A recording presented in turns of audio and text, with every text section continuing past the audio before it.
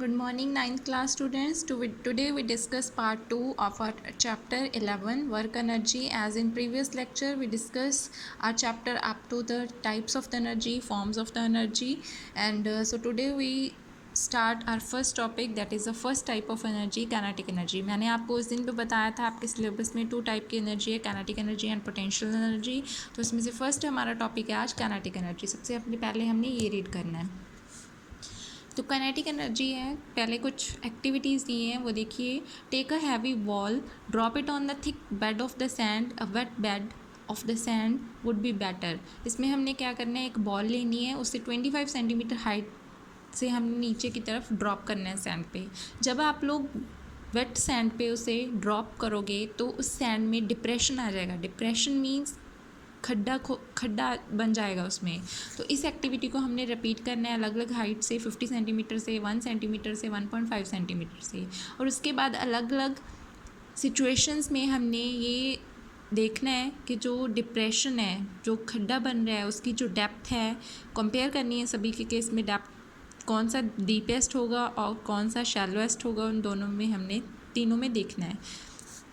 Second है setup the operators as shown in the figure. पर diagram में देखिए इसमें हमने क्या लिया है. सबसे पहले इधर देखिए, हमने एक पैन लिया है, उसमें मास रखा है और उसे कनेक्ट किया है वुडन ब्लॉक और ट्रॉली के साथ. जब जैसे जैसे आप वेट चेंज करते जाओगे, ट्रॉली की जो मूवमेंट है वो डिफरेंट मूवमेंट्स होगी, डिफरेंट डिस्प्लेसमेंट्स होंगे. तो मीन्स उसके पास एनर्जी आएगी. इस केस में हमने ये देखना है कि वो एनर्जी आई कहाँ से है. Now come to the topic, a moving object can do work. कोई भी जब मूविंग ऑब्जेक्ट होता है तो वहाँ पे वर्क होता है. पिछले लेक्चर में हमने ये डिस्कस किया था कि वर्क जो है उसके लिए 2 कंडीशंस होनी चाहिए. एक तो डिस्प्लेसमेंट होनी चाहिए, एक फोर्स अप्लाई होनी चाहिए. If there is absence of any one condition then there will be no work done. अगर कोई एक भी कंडीशन फुलफिल नहीं होगी तो वहाँ पे वर्क नहीं होगा. ठीक है. सो इसमें कुछ एग्जांपल्स दी हुई हैं. Moving bullet, blowing wind, rotating wheel, speeding stone, सभी में वर्क हो रहा है. तो जब कोई वर्क होता है तो वहाँ पे एनर्जी पोजेस होती है. लास्ट टॉपिक में हमने पढ़ा था कि एनर्जी क्या होती है, it's capacity to do work, किसी वर्क को करने की कैपेसिटी. तो यहाँ पे हमारी किस टाइप की एनर्जी की बात हो रही है, काइनेटिक एनर्जी की बात हो रही है. यहाँ पे लिखा है falling coconut, speeding car, rolling stone, a flying aircraft, flowing water, blowing wind, running athlete etcetera possesses. सभी के पास काइनेटिक एनर्जी है. सो इन शॉर्टली हम लोग क्या कह सकते हैं कि काइनेटिक एनर्जी वो एनर्जी होती है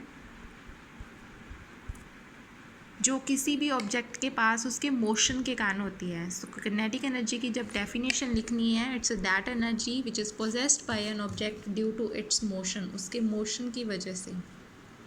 ठीक है. So kinetic energy of an object increases with its speed. जैसे जैसे किसी भी ऑब्जेक्ट की स्पीड बढ़ेगी, मोशन बढ़ेगा तो उसकी जो काइनेटिक एनर्जी है वो भी इंक्रीज होगी. How much energy is possessed by moving object by virtue of its motion by definition. तो यहाँ पे लिखी हुई है कि काइनेटिक एनर्जी जो है किसी भी मूविंग ऑब्जेक्ट की किसी सर्टेन वेलोसिटी के साथ जब वो मूव करता है, वो हमेशा हम लोग किसके इक्वल लिखते हैं कि कितना वहाँ पे वर्क कितना हुआ है वो वेलोसिटी को एक्वायर करने के लिए. तो इसके बाद इसका मैथमेटिकल एक्सप्रेशन है, यहाँ देखिए आप वो पहले तो बुक में देखिए, रीड कीजिए. Let us now express the kinetic energy of an object in the form of equation. हमने इक्वेशन बनानी है काइनेटिक एनर्जी की. सपोज कोई भी ऑब्जेक्ट लिया हमने जिसका मास m है और वो यूनिफॉर्म वेलोसिटी u के साथ मूव कर रहा है. Look at the diagram. Suppose हमारे पास कोई बॉडी है, ऑब्जेक्ट है या ब्लॉक लगा लो जिसका मास m है. स्टार्टिंग में उसकी जो कुछ ना कुछ वेलोसिटी है u, ये हम लोग फर्स्ट चैप्टर में आप लोग पढ़ चुके हो. इस वेलोसिटी को कौन सी वेलोसिटी बोलते हैं, initial velocity. After some time इसके ऊपर जब हमने फोर्स अप्लाई की, this is applied force, constant applied force. Last lecture में मैंने ये समझाया था. जब हमने कांस्टेंट अप्लाइड फोर्स अप्लाई की तो इसमें डिस्प्लेसमेंट हुई, बॉडी मूव की, इस पोजीशन से इस पोजीशन पे आई, कितनी डिस्प्लेसमेंट हुई, सपोज एस डिस्प्लेसमेंट हुई, और जो डिस्प्लेसमेंट है उसी डायरेक्शन में हो रही है जिस डायरेक्शन में क्या लग रही है, कांस्टेंट फोर्स एफ लग रही है। तो यहाँ पे इसका मास सेम वही रहेगा, लेकिन इसकी जो वेलोसिटी है वो क्या हो जाएगी, फाइनल वेलोसिटी v। समझ आ गई आपको डायग्राम। उसके बाद है, अब यहाँ पे फोर्स भी अप्लाई हो रही है, डिस्प्लेसमेंट भी हो रहा है, तो दैट मीन्स यहाँ पे वर्क हो रहा है। हमारा यही था formula, F is equal to F S, that is a force into displacement. तो जो वर्क डन हो रहा है, वर्क हुआ, सॉरी फोर्स लगी, वर्क किया हमने, उसमें डिस्प्लेसमेंट हुई, उसके वेलोसिटी चेंज हुई, इनिशियल वेलोसिटी उसकी u थी, फाइनल वेलोसिटी v थी। तो जब भी वेलोसिटी चेंज होती है तो वहाँ पे क्या प्रोड्यूस होता है, एक्सेलरेशन प्रोड्यूस होता है। फर्स्ट चैप्टर में आपने पढ़ा है एक्सेलरेशन प्रोड्यूस हुआ, क्योंकि यहाँ पे क्या चेंज हुई है, वेलोसिटी चेंज हुई है u टू v। तो अब फर्स्ट चैप्टर में आपने 3 इक्वेशंस ऑफ मोशन पढ़ी होगी। फर्स्ट थी v is equal to u plus AT, second s is equal to ut plus half AT square, and third one is v square minus u square is equal to 2s। अब इन्हीं तीनों equations को देखिए, तीनों equations में हमारे पास क्या है, u वेलोसिटी, दोनों वेलोसिटीज़ हैं, वेलोसिटी चेंज हुई है, फोर्स के अप्लाई होने की वजह से डिस्प्लेसमेंट हुई है।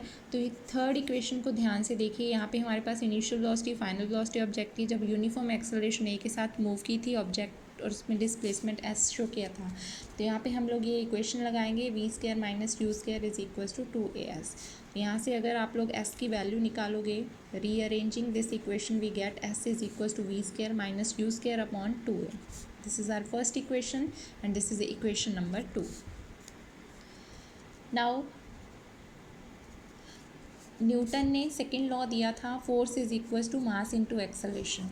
अब इस केस में हमारा जो है, बॉडी के ऊपर हमने फोर्स अप्लाई की, उस बॉडी का कोई ना कोई मास है और उसकी जो वेलोसिटी है वो चेंज हुई है, चेंज इन वेलोसिटी की वजह से एक्सेलरेशन प्रोड्यूस हुआ है। तो according to Newton second law F is equal to ma बोल सकते हैं हम लोग। By applying this equation F is equal to ma, this is equation number 3। Now we can put the values of F, force की value जो Newton second law से आई है, और S डिस्प्लेसमेंट जो हमने इस इक्वेशन से निकाली है, ये S और F की वैल्यूज़ हमने फर्स्ट इक्वेशन में पुट करनी है यूजिंग इक्वेशन 2 and 3 in 1। तो हमारे पास क्या बनेगा, W is equals to F S था हमारे पास, so W is equals to ma into S की वैल्यू है हमारे पास v square minus U square is equals to upon 2a, so W is equals to, acceleration के साथ acceleration cancel हो गया, so we get v square minus U square, और bracket के बाहर आ गया हमारा m/2। सो इसे अगर हम लोग रीअरेंज करके लिखें तो हम लोग ये लिख सकते हैं, half mv square minus half m you square. ये आपकी बुक में दिया हुआ है दिस इक्वेशन।